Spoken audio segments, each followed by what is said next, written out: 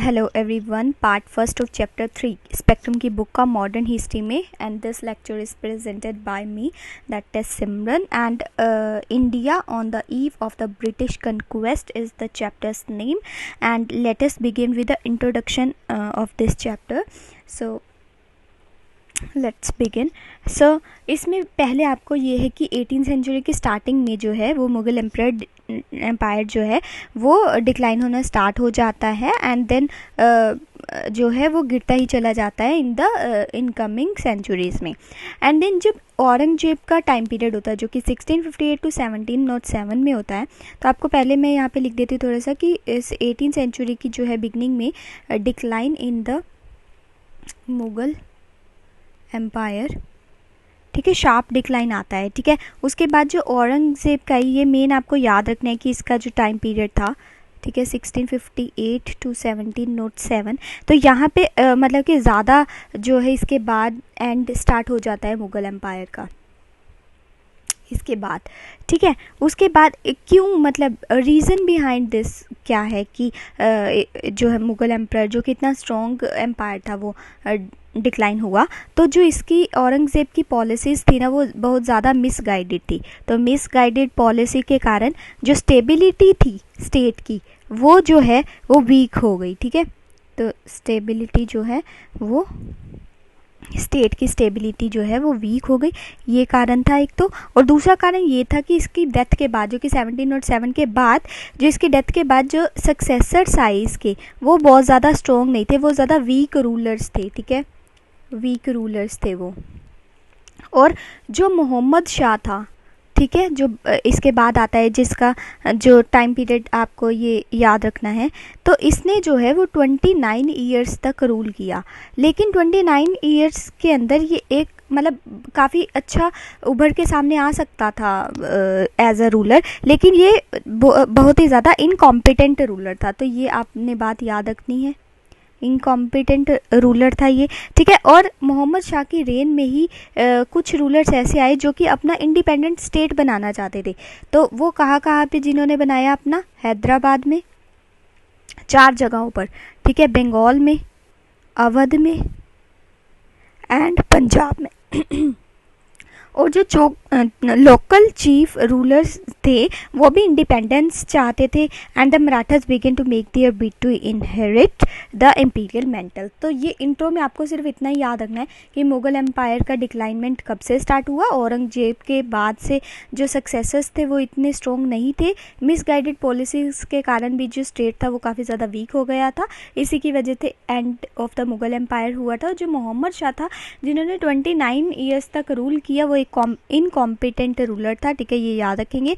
और इन्हीं के रेन में ही काफ़ी सारे रूलर्स जो है वो इंडिपेंडेंट स्टेट की मांग करने लगे, जैसे हैदराबाद, बंगाल, अवध एंड पंजाब जो है वो बना उसके बाद। ठीक है, अभी आगे चलते हैं। अब हम बात करते हैं चैलेंजेस बिफोर द मुगल्स। इसमें हम 3 पार्ट पढ़ेंगे, एक्सटर्नल चैलेंजेस, नादिर शाह का टाइम एंड अहमद शाह अब्दाली। तो एक्सटर्नल चैलेंजेस की जब हम बात करते हैं, एक्सटर्नल चैलेंजेस कैसे आती हैं और कैसे ये भारी पड़ जाती है जो कि इंडिजीनियस लोग होते हैं उनके ऊपर। तो जब एब्सेंस ऑफ इंटरनल स्ट्रेंथ, जब इंटरनल स्ट्रेंथ जो है उसकी पावर कम हो जाती है, तो अगर काफ़ी ज़्यादा जो है इन्वेजन स्टार्ट हो जाए तो इंटरनली सब कुछ हिल के रह जाता है।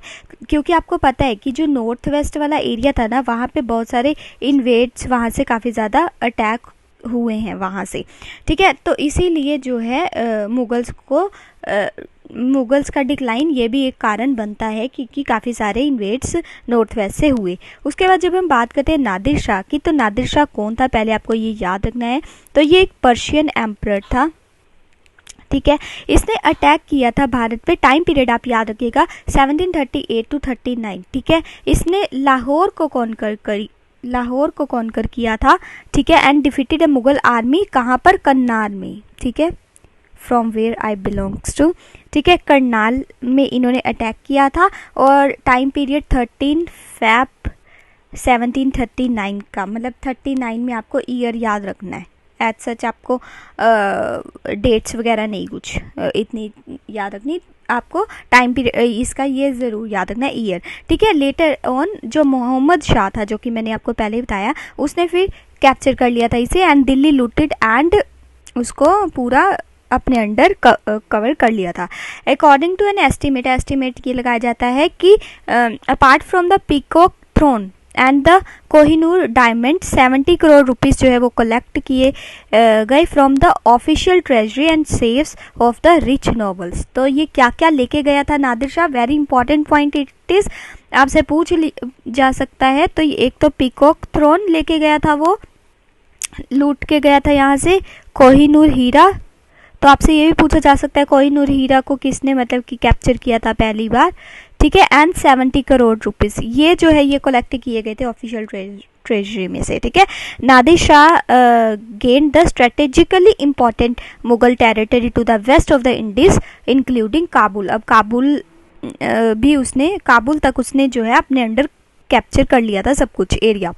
And thus India once again become the vulnerable to the attack from the north west. इस तरीके से नॉर्थ वेस्ट जो है वनरेबल था काफ़ी ज़्यादा, इसलिए जो है अटैक्स होते थे उसके ऊपर। अब हम बात करते हैं अहमद शाह अब्दाली की। आई होप आपको नादिर शाह वाला समझ में आ गया होगा। पर्शियन एम्परर था और 39 में इसने जो है लूटा था भारत को। करनाल के रीजन में इसने अटैक किया था, लाहौर भी इसने अपने अंडर कर लिया था। और peacock throne, Kohinoor diamond, 70 crore rupees ये सब कुछ यहाँ से लूट लाट के लेके चला गया था। एंड काबुल के साथ इसने काफ़ी सारे एरियाज वेस्ट ऑफ इंडस को अपने अंडर कर लिए थे। और इसी तरह जो इंडिया था वो वंस अगेन वनरेबल हो गया था फ्रॉम द अटैक्स, ठीक है। उसके बाद अब हम बात करते हैं अहमद शाह अब्दाली की, ठीक है। After death of the Nadir death, ठीक है, कब हुई थी 1747 में। फिर अहमद शाह अब्दाली ने जो है फिर इन्वेड किया था उसको, किसको, भारत को। इसका टाइम पीरियड 1748 से लेके 1767, मतलब इस टाइम पीरियड में इसने इन्वेड किया है। और इसने काफ़ी ज़्यादा हराश किया मुगल्स को, जो कि मुगल्स जो थे वो पीस बनाना चाहते थे इसके साथ, लेकिन इसने काफ़ी ज़्यादा हरासमेंट की उनके साथ और पंजाब को सीड किया, ठीक है।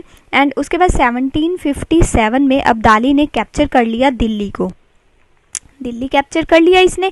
And left behind an Afghan caretaker to watch over the Mughal emperor. और पीछे बैठा गया किसको, अफगान केयर टेकर को, मतलब ये तो चला गया वापस कैप्चर करके दिल्ली। अब ये दिल्ली में रहने नहीं आया था, ये तो वापस चला गया जहाँ से आया था। पीछे अफगान केयरटेकर को बिठा के चला गया कि तू अब देख रेख करेगा दिल्ली की, ठीक है। एंड बिफोर हिज रिटर्न, फिर वो वापस आता है, लेकिन उससे पहले Abdali had recognized the Alamgir, जो कि एक मुगल एम्परर था, एंड द रोहिला चीफ जो था, and the Rohilla chief and Nabid ud Daula as a Mir Bakhshi of the emperor. तो इन दोनों को ये चुन के गया था। तो ये आपको याद रखना है, ये मुगल एम्परर था एंड रोहिला चीफ था। एंड दूसरा जो था वो कौन था, नाजिब उद दौला।